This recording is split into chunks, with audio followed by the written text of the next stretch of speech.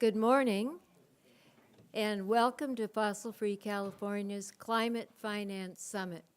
We have an exciting day of sessions on the topics of moving your money out of fossil fuels, legislation and fiduciary duty, and litigation, taking big oil to court.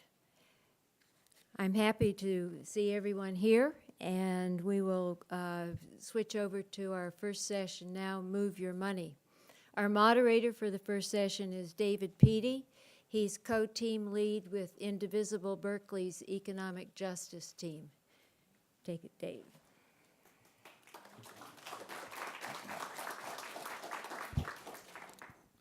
Thank you very much.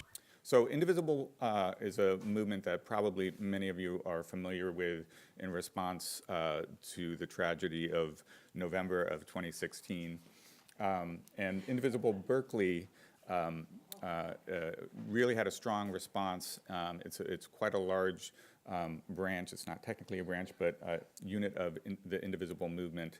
And there are a number of teams with Indivisible Berkeley, and there was a group of us who were very interested in money and the role that it can play in both furthering devastation and tragedy, and also how it can be used for creating a just and peaceful and positive world. And so the Economic Justice Team was formed, and we decided the very first thing that we wanted to do was to work with the city of Berkeley to divest from or separate from Wells Fargo, with whom they had been banking for years and years and years. It's not an easy thing to do. It's great to have the will to do it, and it's something that the city and the task force on responsible financing is still working to sort of figure out the details on how to do it. And for those of you who are here with the Alliance for Public Banking of Oakland, that's an integral part of, I think, the long-term solution about how we and cities and other institutions are going to be able to invest and handle finances in a super responsible way. So if you are interested in the efforts to get a public bank in Oakland, feel free to talk to me or any of the people from the Alliance afterwards. So thank you for that. My first responsibility is to introduce Cheryl Davila, and she sent me a wonderful bio, but I'd like to just proceed by just saying she's one of the most righteous people I know, straightforward talker, and I think she's very much appreciated for that. So she was tired of being tired and not being represented. Cheryl answered the call for regular, ethical people to be a part of the change they want to see made. She ran for City Council of Berkeley in District 2, beat the 12-year incumbent, and was an estimation leading to victory. Councilmember Cheryl Davila stepped up, spoke up, rose up, and will continue to address the climate emergency we face, and will continue to fight for what's right for the community and for the city at large. Cheryl Davila.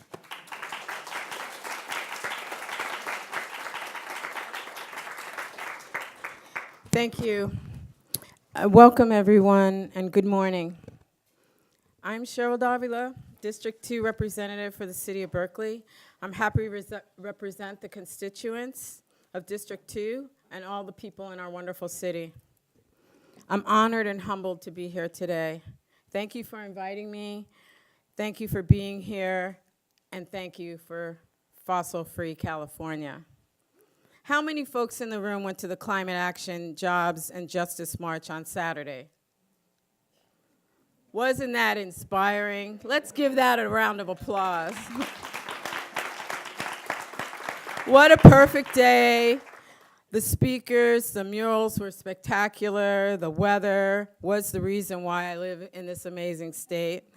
And the indigenous spiritual leaders created an atmosphere that all the beautiful people of all colors and ages and sizes were in the march, seemingly ready to unite and recognizing our connectivity to each other, the earth, and the land. Saturday was what climate mobilization looks like.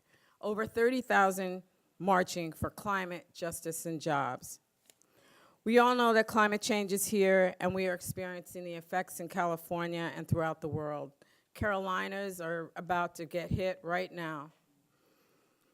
Our office put forth to the city of Berkeley, who unanimously voted for a climate emergency declaration and a fossil fuel-free city resolution last June. The climate emergency declaration began by a Google search of climate emergency. Actually done by my son, who is pretty amazing.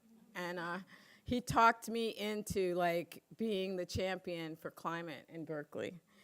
And it was a hard argument, but you know, he convinced me, and I was like, okay, he's so passionate that this is something that my office did want to take on. And we were successful. Together with our mayor, our major mayor, Jessie Arreguín, and Councilwomen Kate Harrison and Sophie Hahn, we hosted the Climate Emergency Regional Town Hall for the Bay Area with local elected officials, mayors, city councils, sustainability officers, and environmental justice organizations on Friday, August 24th at the Ed Roberts campus in Berkeley. Who was there? Raise your hand. Yeah, not that many, but it was just an amazing, amazing event.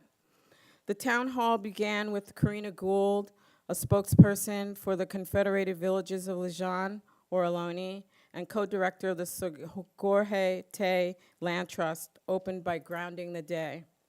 The keynote speakers was Los Angeles council member Paul Koretz, whose office has created a climate mobilization department with $500,000 to fund it so far. And Dr. Paloma Pavel, president of the Earth House Center, who stood in for Carl Anthony, who wasn't able to make it that day due to illness. Crystal Chisel of the Project Drawdown, Michelle Swan from Movement Generation, Patrick Brown from Stanford to talk about the climate science. And the scientists who urges us to recognize our current climate models are giving us too liberal of a carbon budget. Andre Soto of Communities for Better Environment and many others, including elected officials and sustainability officers around the 8 of the 9 Bay Area counties. So we had about 12 counties in the region represented. The 9 counties represents 101 cities in the Bay. So we were pretty well represented.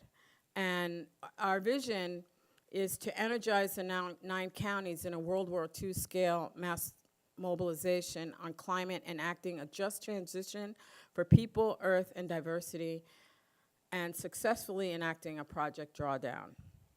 Now we have the ad hoc subcommittee in the city of Berkeley on climate emergency, and we've been working hard, and our next steps are about to begin, partnering with the environmental justice organizations, other elected officials, faith leaders, based on faith-based organizations, schools, all community members, businesses, to sit at a table and mobilize and educate our residents, UC Berkeley communities, the city, neighborhood groups, and all the communities to prepare for the climate emergencies that we face, and agreeing to a prototyping this regional mobilization until we get the state and the country and the world on board. Who's ready to do that? Okay, we're sending a letter to the governor and the incoming candidates that have, so far we have 35 elected officials signed on, and they believe that protecting our communities, restoring a safe and stable climate, establishing a fair, resilient, green economy will require mobilization on this scale and timeline. This level of mobilization is necessary to eliminate the fossil fuel consumption, greenhouse gas emissions across the sectors, draw down excess carbon, and to protect all the people and species from the consequences of abrupt climate change. In an age of increasing equality, we must ensure just transitions, with leadership communities most vulnerable to the impacted environmental harms and detailed technical climate justice implementation plans, which have been prepared in partnership and thoroughly vetted by these communities. We urge Jerry Brown to take decisive action at GCAS by committing to declare climate emergencies in jurisdictions throughout the state and all levels of government, including California, and by committing immediately to initiate a rapid just mobilization effort to, one, halt the development of fossil fuel. Say amen to that one, right? To enact immediate steps to draw down carbon from our atmosphere, and to implement a just transition to resilience green economy, moving rapidly to zero emissions, 100% renewable energy, and the right to unionize, protections for displaced workers, and investments in communities impacted by the loss of fossil fuel jobs. To invest in just and equitable resiliency, disaster preparedness, and recovery efforts led in partnership with indigenous and frontline communities. Together with EJ organizations, elected officials, and others, we are going to organize a 2019 summit to gather everyone to collaborate on how we can move faster together. Faster together, isn't that the way we need to go? The town hall demonstrated as a regional collaboration is possible.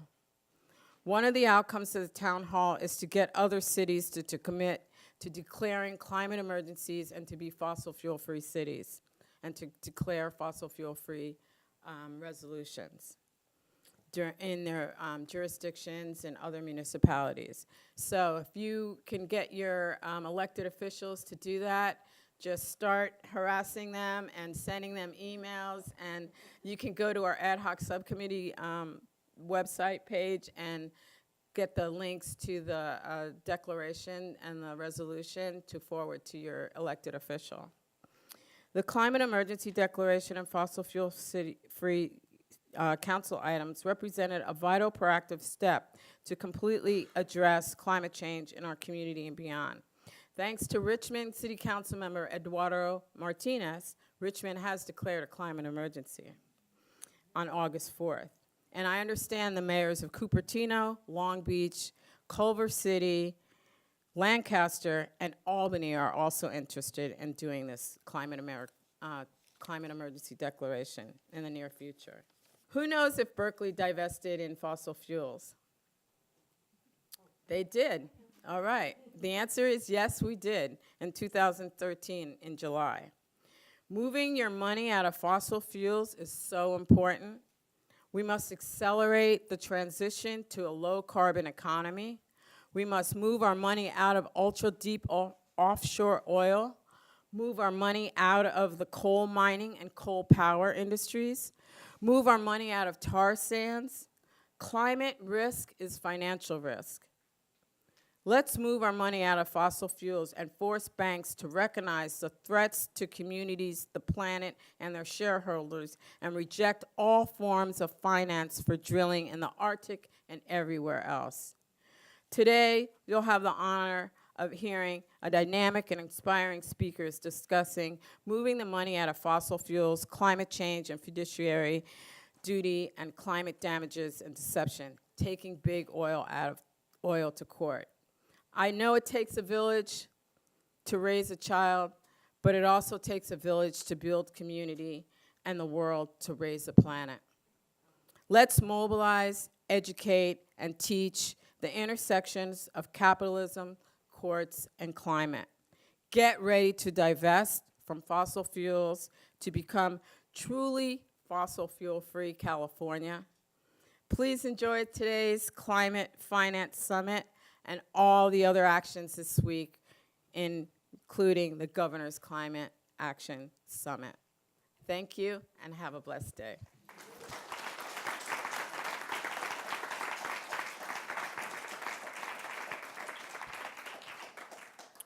Thank you very much. As I mentioned, Berkeley separated from Wells Fargo, or is in the process of doing that. And it really took its lead from Seattle. Seattle was the first to sort of make that charge, and our next presenter was really instrumental in the movement toward that. Alex Connon is organizer with 350 Seattle, and he helped organize Seattle's campaign to divest the city from Wells Fargo. He's also working on the campaign to get JP Morgan Chase to stop funding extreme fossil fuels. And he organized 2 major shutdown Chase Day actions of 2017 and 2018. I participated in the ones down here. They were really fun. In 2017, using a distributed organizing model, they simultaneously shut down 13 branches of JP Morgan Chase. And then in 2018, they shut down all of 2nd Avenue outside of JP Morgan Chase's Pacific Northwest headquarters to call for Chase to be held accountable for their investments in the Trans Mountain Pipeline. He is also on the City of Seattle's Public Bank Advisory Work Group. And when he's not campaigning against these banks, when do you have time to do other things? I don't know. He spends his spare time writing his first novel, The Activist, was published in 2016. Please welcome Alec Connon.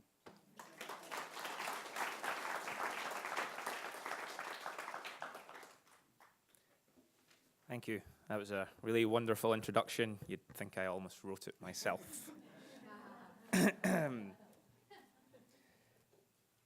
Thank you very much to David and everyone else who's organized this, to Sandy. It's a real pleasure to be here. The Climate Action Summit couldn't be coming at a more timely moment, which was really hammered home in our journey down here.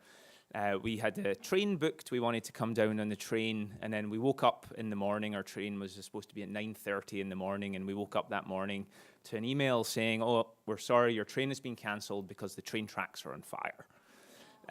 So we were like, "Oh God, how are we going to get down to the Bay Area?" So we booked a bus, and the bus left at 1 o'clock that day, and we made our way into the bus station, and we arrived at the bus station, and they said, "Sorry, your bus has been cancelled. I-5 is on fire."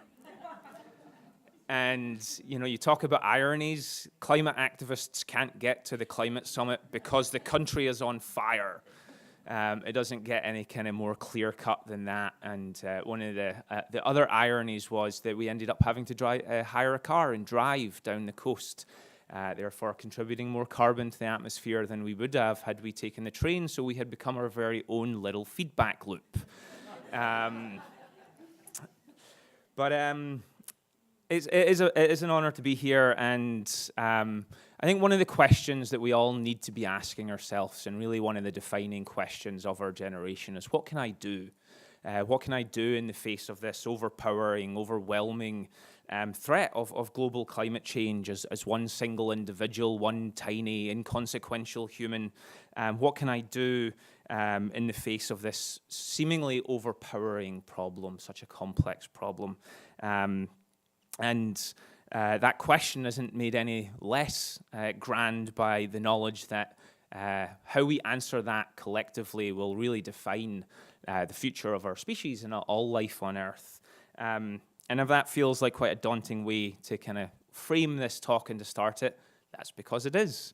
It is an extremely daunting problem that we're confronted with. But I'm going to spend the next 20 minutes or so discussing that one thing you can do. There are many things that you can do, from engaging with politicians, to going to city council hearings, to supporting things like the Climate Change Emergency Declaration, to pushing the governor, to being out in the streets, to sitting in front of pipelines, to pushing for a rapid transition to affordable public transit.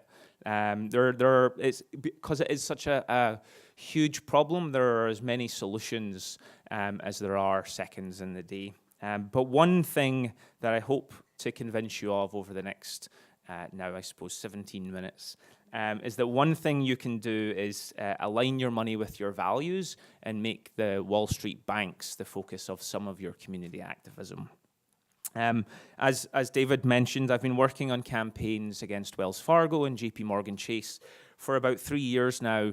And in that time, I've become really convinced that it's strategic for the climate movement to focus some of their time, their energy, and their resources on the Wall Street banks. And I want to make the case for that being a strategic use of our time and energy as climate activists in 3 different sections. First, I want to talk briefly about the role that Wall Street plays in the climate crisis. Then I'm going to move on and make the case for why it's strategic for us to target Wall Street with our activism. And then finally, I'm going to close with some thoughts on how we can do this effectively as individuals and members of organizations and activist communities. So firstly, the role that the banks play in the climate crisis was something I became first aware of during the Standing Rock resistance. In Seattle, we were really fortunate to have an incredibly strong and powerful Standing Rock solidarity movement that was led by a number of really inspiring Native American activists who are a vital part of the activist community up there. There were rallies that up to 1,000 people attended. There were city council resolutions expressing solidarity with the Standing Rock Sioux passed in front of packed out council hearings. But there was still kind of this sense of like, what can we really do here in Seattle? Standing Rock Sioux's tribal land is in North Dakota, 1,000 miles away. What can we really do to influence that fight? But all of that really changed, I think, when the call from Standing Rock came to target the banks. That was kind of the starting signal, and we really hit the ground running in Seattle. In the month of December, we had 30 protests outside about a dozen Wells Fargo branches, culminating in a mass day of action in which about 40 Wells Fargo customers simultaneously closed their accounts one after another, and with a rally of about 500 people. And from there, we switched to really focusing on the city council and putting all of our time and our energy into trying to force, for lack of a better term, the city council to commit to breaking ties with Wells Fargo. And that happened on February 7th, with 1,000 people showing up to a finance committee meeting to express their support. And that was quoted in the Seattle Times that the number was 1,000 people, and obviously they all couldn't fit inside, but there was a very large rally outside. And so through all of that campaigning, I've really come to learn that the banks aren't just complicit in the climate crisis, they're morally culpable in exactly the same way as the fossil fuel industry is morally culpable. They're not just profiting from the climate crisis, but they're actively enabling the climate crisis to grow worse. And what I mean by that is, and why I say that, is major fossil fuel corporations are entirely dependent on Wall Street and major banks to provide them loans so that they can build new pipelines, build new coal terminals, new oil terminals. In the last 3 years, the banks have lent $765 billion to fossil fuel companies, the majority of which goes towards building new projects at a time when we can't afford a single new fossil fuel project to be built. And this is because fossil fuel infrastructure is incredibly expensive. The Dakota Access Pipeline was $3.8 billion. The Keystone XL would cost TransCanada $8 billion. And that means that the banks just simply don't have enough liquid capital to build these projects without major loans. Without major bank loans, they just can't afford to build these projects. And what that means is that if we can stop the banks from giving these fossil fuel companies money, we can stop the growth of the fossil fuel industry. To put that in as succinct a way as possible, if we stop the flow of dollars, we stop the flow of oil. If we stop the flow of dollars, we are keeping the oil in the ground because they can't build the projects they need to get it out of the ground. And now to move on to why I think it makes strategic sense for the climate movement to target the banks. That is the number one reason. It stops projects. Our activism on the banks can effectively keep oil and coal and gas where it belongs, where it needs to stay, in the ground. But there's another major reason why I think it's really strategic for the climate movement to target the banks, and that's movement building. Everybody hates the banks. Like, from bankrupting the economy to forcing 10 million people out of their homes to funding private prisons to discriminatory lending practices that target immigrants and people of color. There is no reason to like Wall Street.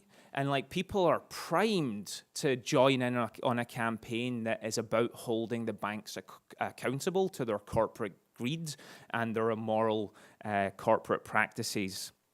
This makes them prime for engaging people in campaigns. The other reason that they have such huge movement building potential is every town in America has a corporate Wall Street bank. Not every town has a fight against a pipeline. Not every town has a fight against a coal terminal or an oil terminal that people can rally around. Every town has a bank. And these two things, people's readiness to dislike the banks, their entirely justified readiness to not like and hate the banks, and the fact that there are banks everywhere, really make the banks the perfect symbol of the evil of climate change that people can rally around. And we need a mass movement. I think the climate movement has to be in its infancy. I think there are probably hundreds of thousands in the country who identify as being in the climate movement. We need millions. And so we really need to, in all of our work, we need to be thinking about growing the number of people who identify as climate activists and who identify as being part of the climate movement. And I think the banks provide a good opportunity to do that. Just briefly, a couple of other reasons why I believe it's strategic for us to target the banks. By targeting the banks, we can help shift societal norms. We can help shift cultural norms.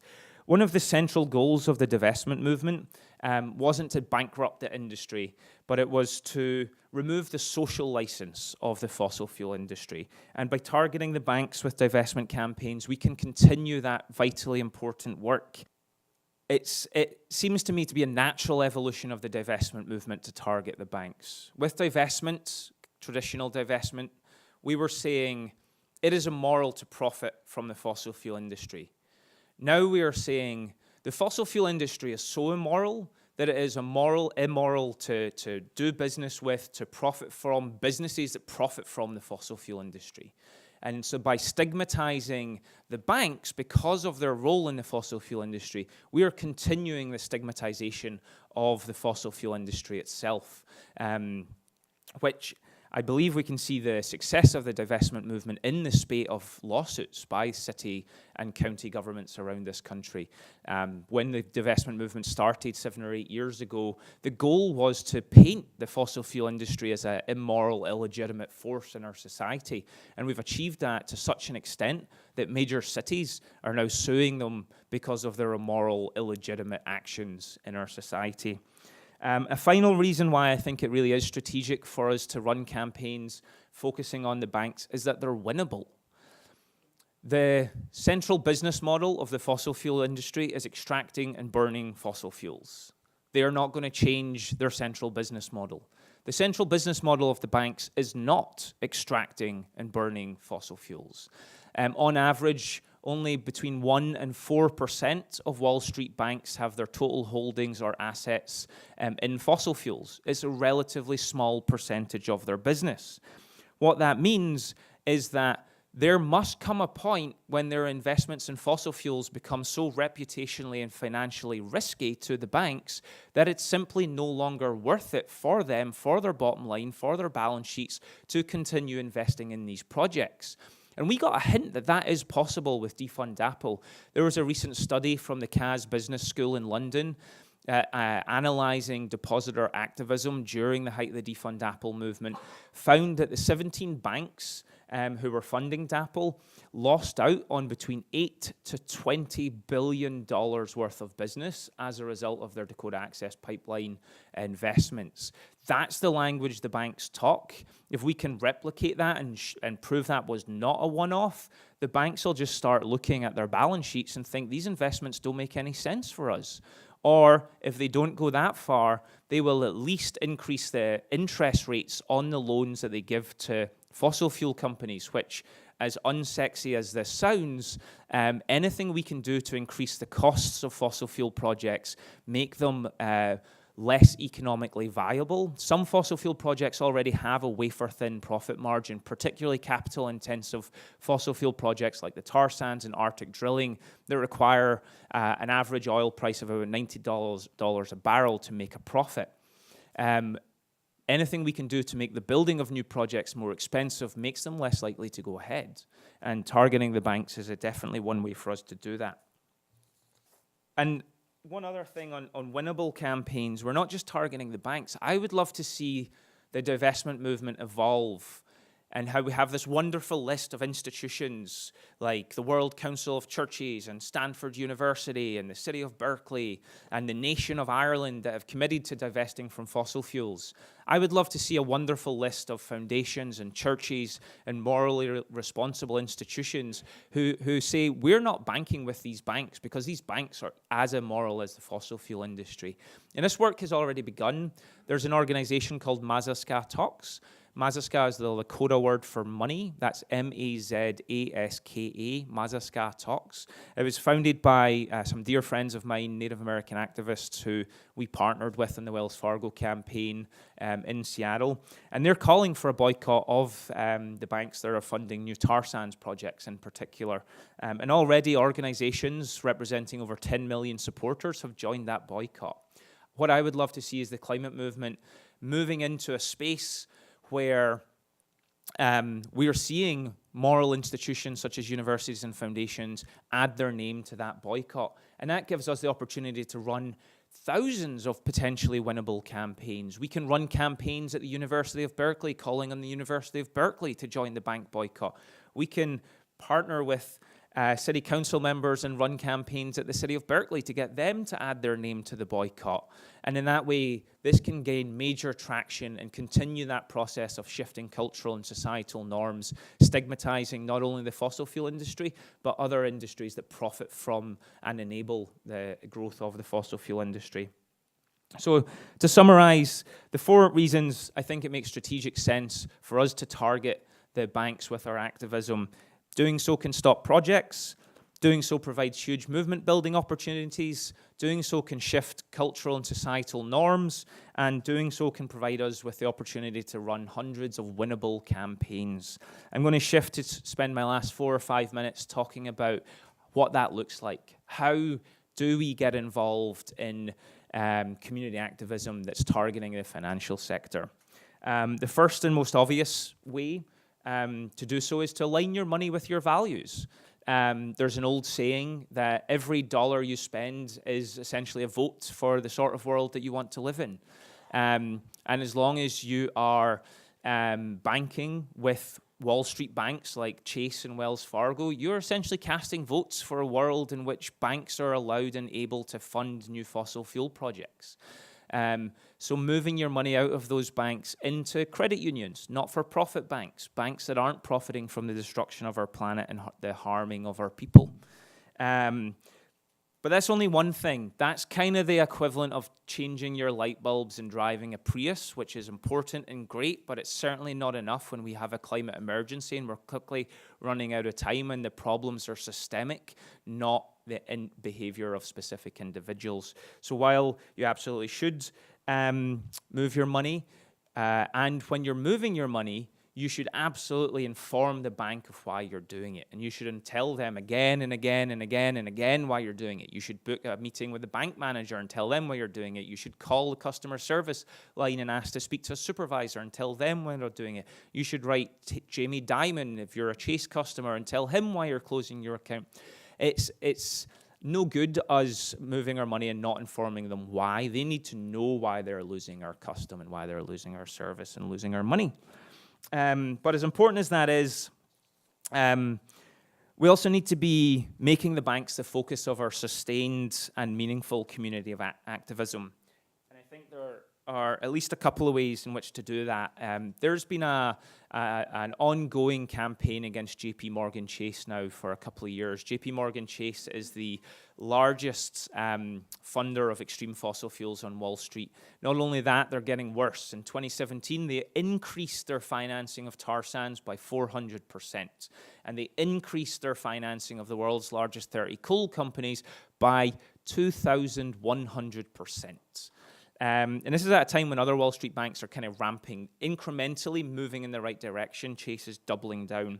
And in response to this, organizations like Rainforest Action Network, Honor the Earth, Sierra Club, Greenpeace USA, as well as 350.org affiliated groups like 350 Seattle and 350 Madison are now coordinating on a campaign against Chase to call on Chase to stop financing those extreme fossil fuels.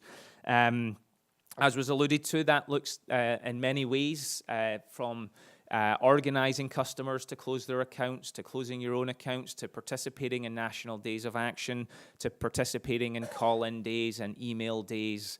And I'm going to invite anyone who is interested in participating or getting involved in a campaign against Chase in this area to please send me an email afterwards. I am an organizer, so this is my little organizing pitch. My email is Alec, ALEC, @350seattle.org. And this is really it has to be a national campaign.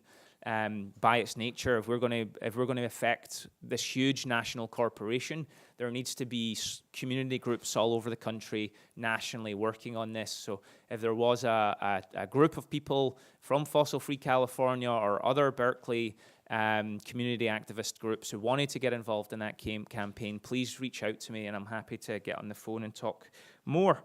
And so to wrap up here, the climate crisis is the most complex of fights. The fossil fuel industry's chokehold on our society touches and impacts every single aspect of our society. And as such, we need to be fighting on every single front for rapid change away from a fossil fuel-based economy. But I hope I've helped to convince some of you that one of those fronts has to be the financial sector, because to summarize it one more time, if we stop the flow of dollars, we stop the flow of oil.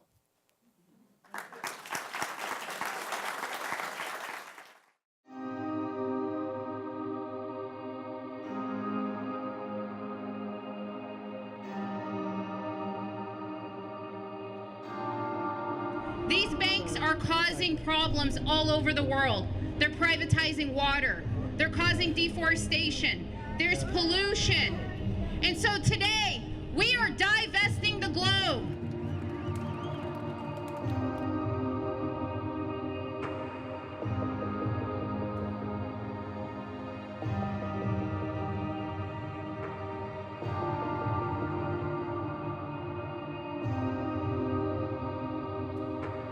We've had actions in Paris, in Massachusetts, in Tampa, Toronto, Montreal.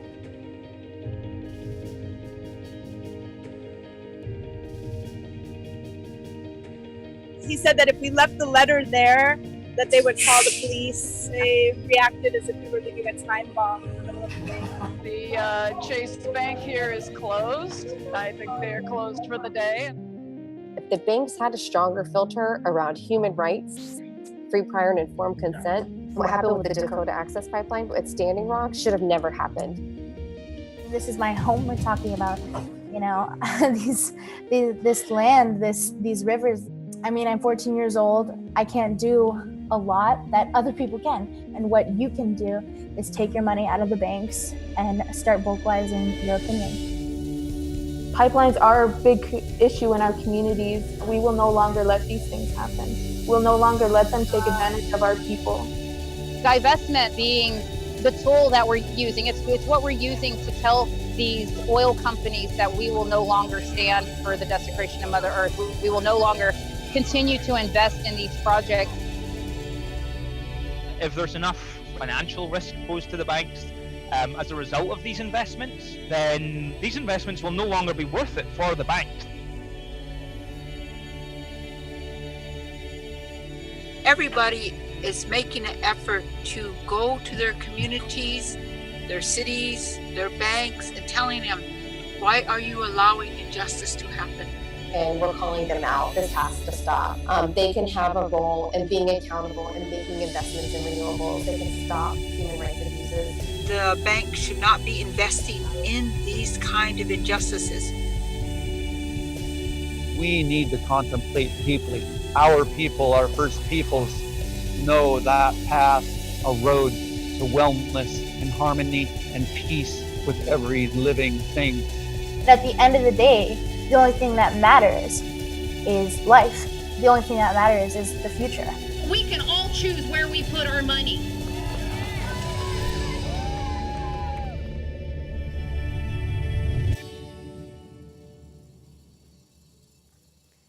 Thank you, Alec, and thank you for your organizing work in Seattle. Are there questions for Alec or for Cheryl? maybe what I'll do is I'll ask a question while we're waiting to get the other questions down. Can you pass this down? And that is that there was a really interesting article in the New York Times, I think about a week ago, that talked about sort of the fracking bubble, that actually it's not a good investment. I mean, basically we're told that these investments are immoral, but they're also not good investments. The fracking industry is not a good return, and yet these banking institutions continue to invest in them. And I guess my question is, what can we do to say to them, you're not even good at being greedy. What is your problem? And try to hit them from that front as well. Like say there are some people who actively work in staying involved with the bank in order to try to go to board meetings and that kind of thing, to protest from the inside as well as push from the outside. And if you have any comments about that approach, but also just why the bad investments?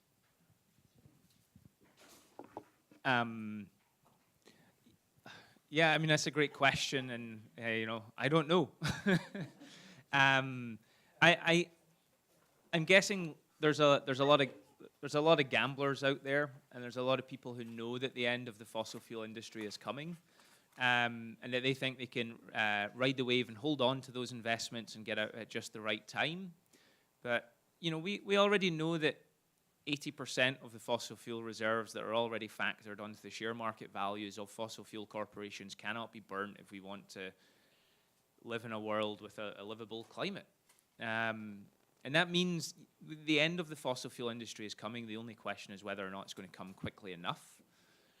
And unfortunately, I think some people are so myopic that they're gambling that there's still money to be made out of the fossil fuel industry, but I think everyone in this room is working very hard to make sure that they're betting in the wrong way.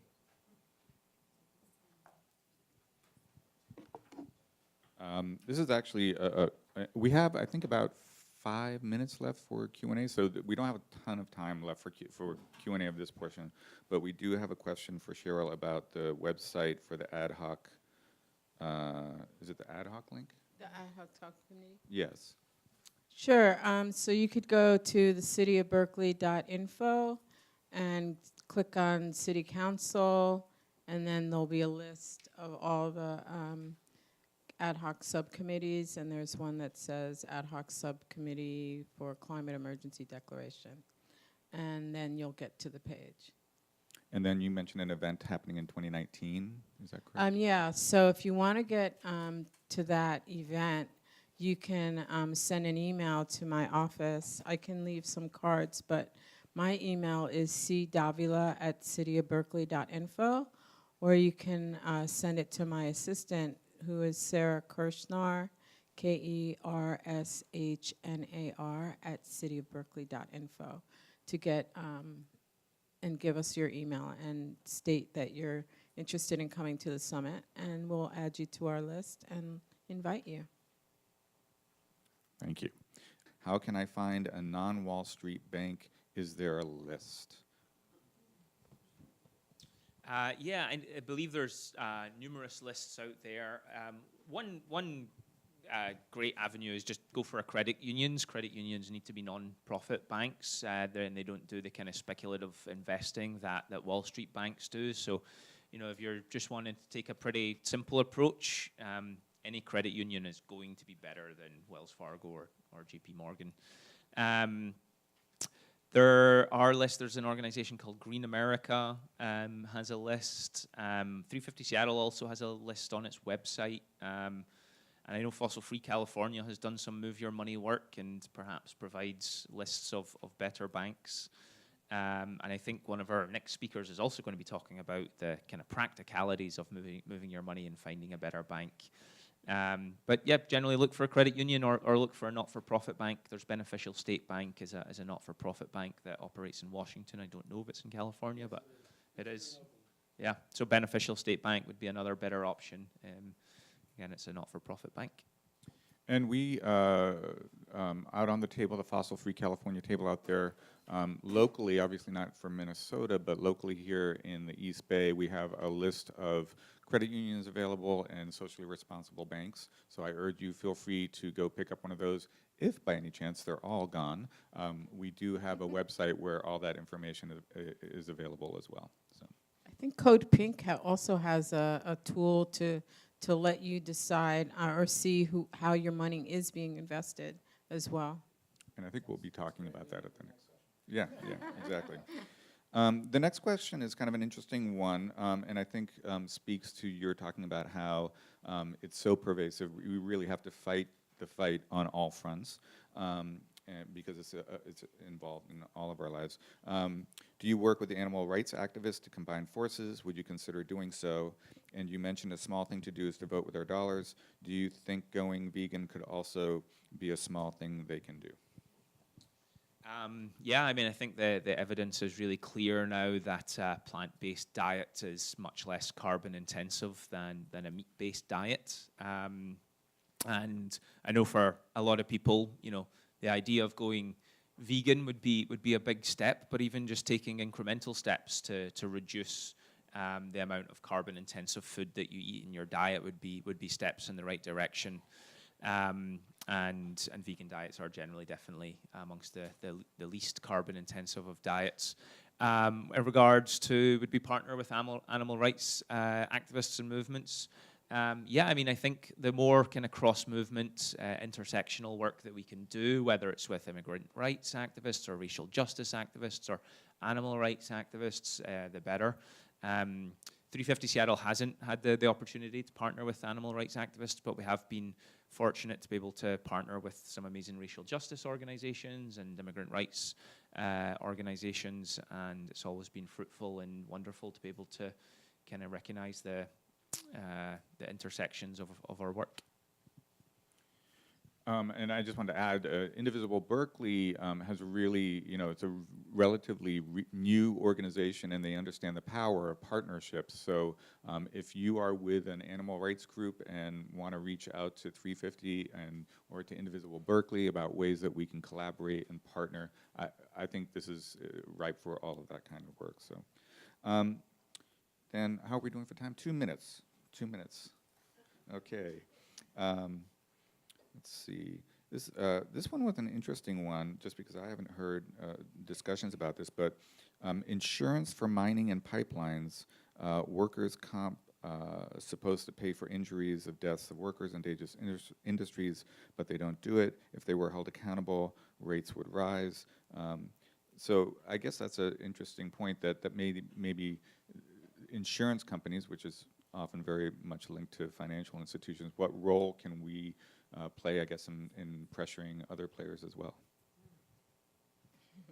That's a good question, and I'm not sure if I know the answer, but yeah, I know that, you know, we just have to be mindful and careful of all the aspects what we put our money into and see where that money's going, you know, because it's important.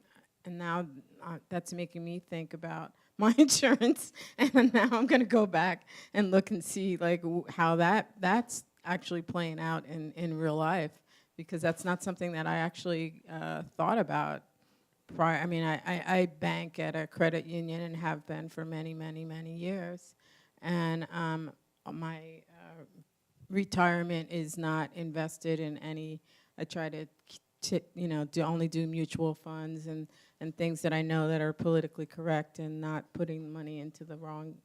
So, but no, I never thought about my car insurance or my other, insurance. So that's a good point. I don't know what you have to say. Yeah, maybe just to add to that, I think the insurance companies are terrified of climate change. A wildfire comes along and like destroys a community. Who pays for it? Insurance companies. So the insurance companies are like ready. They understand the threat of climate change because it directly threatens their bottom line. And they're without insurance, like a lot of major fossil fuel projects can't go ahead. And so there's a lot of growing community activism to call on insurance companies to stop insuring, the fossil fuel industry. I know Rainforest Action Network are just about to hire an organizer to work on that full time. It's not an area I've worked on or have particular expertise in, but I know it is one front of the fight for sure. Thank you for that. That's wonderful. So other good questions that we can try to get to, but also I hope that people will stick around afterwards.